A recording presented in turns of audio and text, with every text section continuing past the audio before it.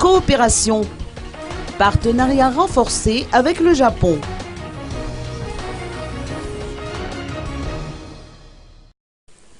Le ministre des Finances et du Budget a reçu son Excellence M. Ryuhei Osoya, ambassadeur du Japon à Madagascar, dans son bureau d'Antananarivo. Cette rencontre a permis d'identifier les secteurs où le gouvernement japonais va intervenir pour relancer l'économie nationale.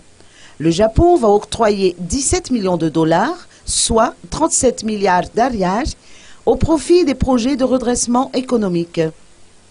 D'après les précisions apportées par le ministre Jean Razafnjavoun, il s'agira actuellement de déterminer la répartition de ce budget en fonction des priorités en termes de stabilité macroéconomique, de mise en œuvre des stratégies de développement et d'amélioration de la finance publique. Et en ce qui concerne donc la stratégie, Madagascar est en train donc de mettre en place une stratégie pour le développement du pays qui est conçue et pilotée donc par son Excellence Monsieur le Président de la République.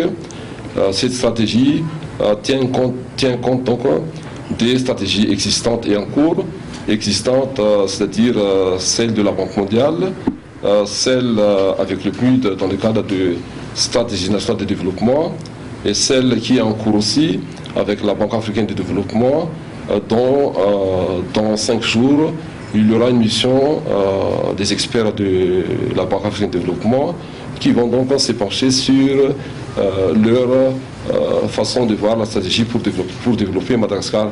Et ces différentes stratégies seront donc coordonnées et en mettre en cohérence au niveau de la présidence, en dehors de la perception de son Excellence de la façon de relancer l'économie malgache le plus rapidement possible,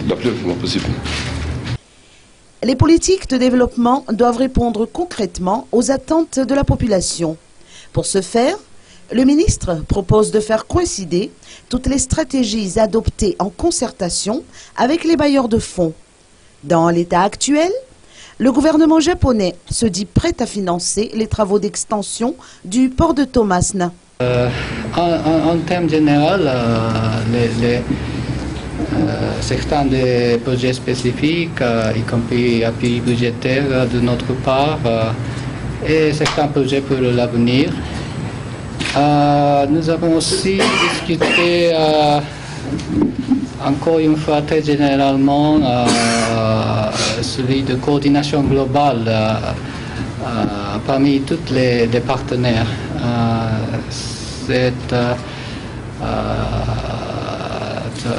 C'est en certaine façon un défi, mais pour que notre programme bilatéral puisse être intégré mieux avec celui des autres partenaires,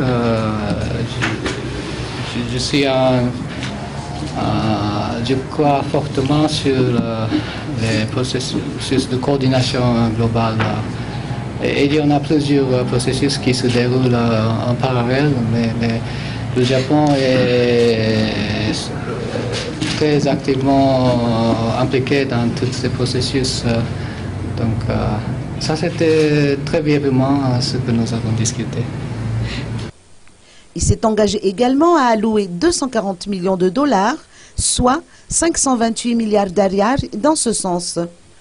Néanmoins, l'ambassade a demandé à ce que tous les moyens soient mis en œuvre pour instaurer un climat de sécurité afin d'encourager les investisseurs japonais à venir à Madagascar.